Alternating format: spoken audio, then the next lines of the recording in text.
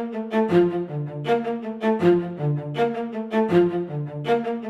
to REIGNfall, our weekly series on the world of written fiction, great sci-fi, fantasy, and everything in between. I'm Josh Preston, and I'm joined by my co-host John Keel. We recently had to ask ourselves the question, what would make us really need to tear through a contemporary, critically acclaimed classic fantasy series in just a few short months? Because it took the author 30 years to write this story. And the obvious answer is they're making it into a movie and then a TV show. That's right. First the movie, then a TV show. It hasn't been done before that we know of. And I'm talking about none other than Stephen King's The Dark Tower series. It's an 8-book odyssey to the end of our world and perhaps the center of the universe. We just don't know because we haven't finished it yet. But it's either reach the Dark Tower or die in the desert trying.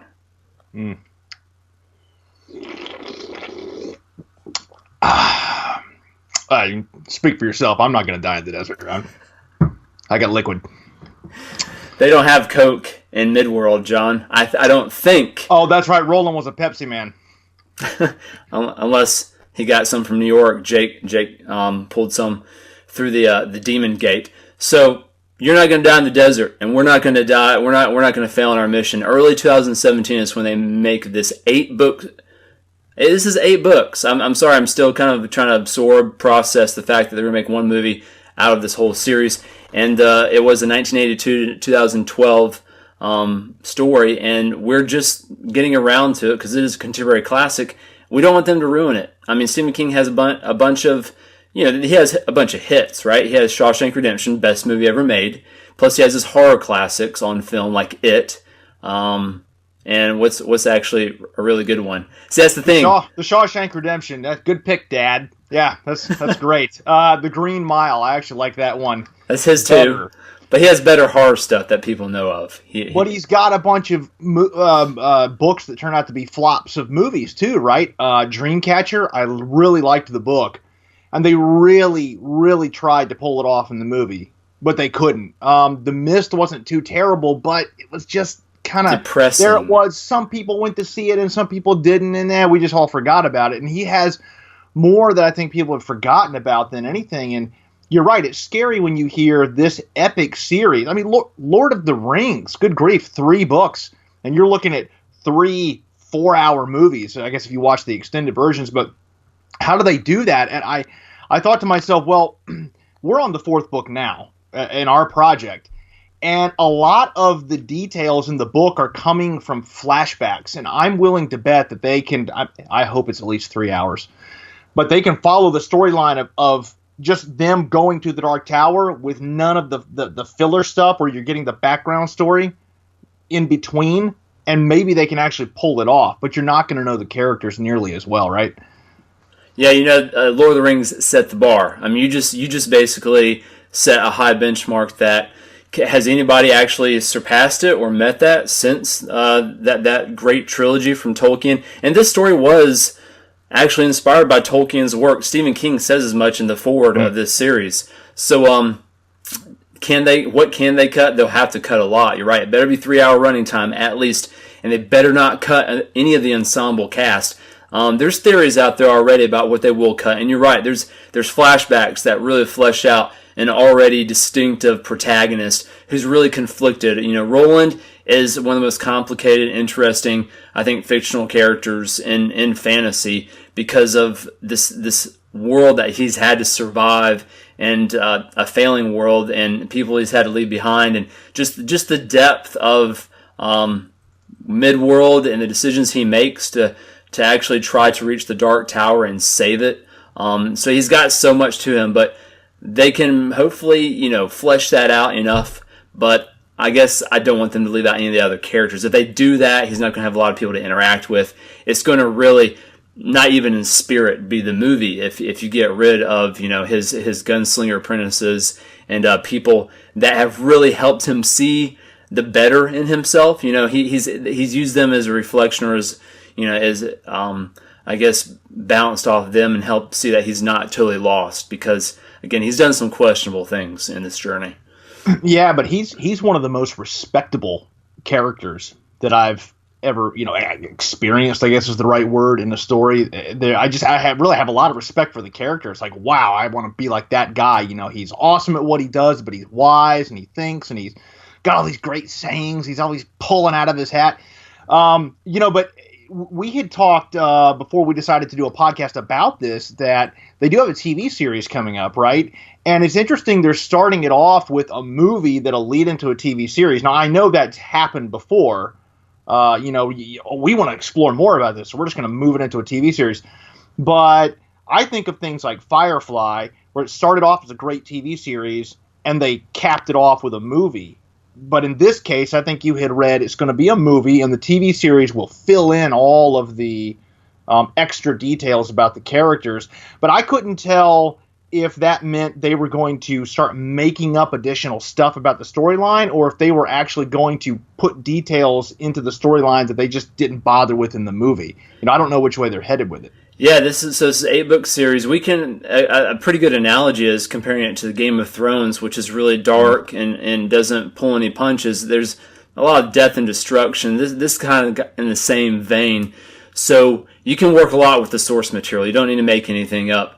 I think the real question is, if it only lasts one season, can they actually do a really good job of capturing a story, having a finished piece of cinema for collectors and for fans, and have it complete, and not say, the ratings weren't there, we're not gonna, bother finishing it. Game of Thrones, which is a weird example, is not finished. The books are not finished, so the series is finishing up in the spirit of the story, which I don't know how that's going to actually work out.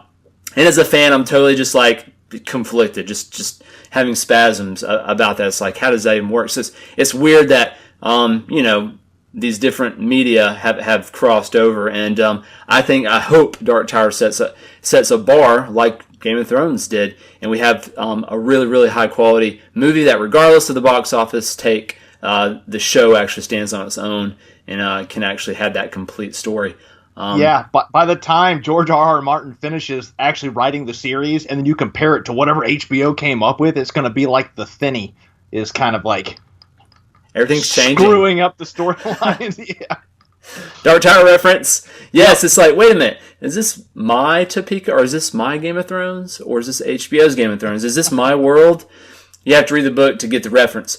But speaking of the characters and the people who are actually going to portray our favorite character, we think of Roland as a white Western cowboy dude, and he is, according to the graphic novels, and everybody who's read books over 30 years. But they cast a genre favorite, Idris Elba, but he's not a white dude. And so he's got credit to his name, but it's an interesting choice. So we will see how he actually portrays Roland, and if it's an Emmy-worthy performance, or if it's it's got to be obvious. It's got to actually hold. He's at the center of the show, so a lot of pressure's on him to pull that off. Well, he's a tremendous actor. Every movie I have seen him in, and I have not seen all of his, I really, really like. Some actors just come across to you, and you go, "Wow, I really like that guy." I don't know anything about him or her, but really like that person. He's going to do a great job. He's great at speaking, which is right in line with Roland. And like you said, I'm sure there's going to be some fans that are really just, because, well, he's a white guy. Well, as far as I can tell, the books haven't actually said what his skin color is. They said what he looks like. I don't think, maybe I'm wrong. So, the graphic novels may have locked in a skin color, but I think they've actually made a really good choice. He's going to bring a lot to it. I imagine, when you don't just go with what the fans assumed, it's going to give the creators more room. They're going to be able to do more with the character, I think, ultimately. I don't know what necessarily, but I think it shakes it up. And they picked him. Yeah, I think he's going to be a great Roland. I think Matthew McConaughey, right, he's supposed to play the Man in Black, is if I am understanding everything correctly, he's going to be awesome. I could have seen him, actually, as the gunslinger, too. But I think he's going to make a great Man in Black. I'm pretty stoked, but like I said before, an ensemble cast does not a good Stephen King movie make, as we know from The Mist and Dreamcatcher, and I can name more, right? Well, I just, what has he been in? He's been in The Wire, which I love. That's not fantasy, that's not genre, but he was in Pacific Rim. Pacific Rim, Prometheus, loved him. Oh in Prometheus. yes, Prometheus. Yeah. How could I forget? He was the captain. And you know what?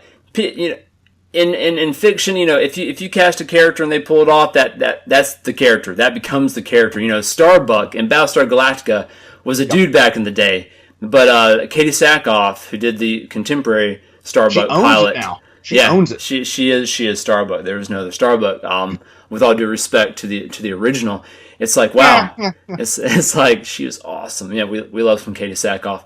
So this comes out February 2017. We're halfway to the Dark Tower in our own reading, and we expect to be first in line and know what happens before we actually are first in line to the theater. And cross your fingers that it's going to be a 3-hour epic journey. And it's the story is one of the classics, the great contemporary fantasy classics. So we highly recommend it. Even though we haven't finished the series, the book is consistent.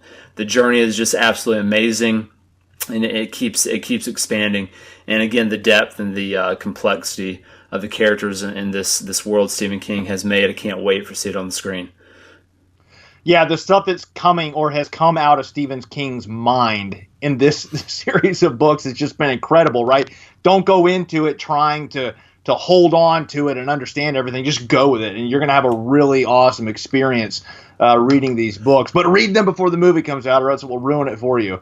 And if you see a cyborg bear in the woods, just go with it, okay? I mean, just go with it, all right?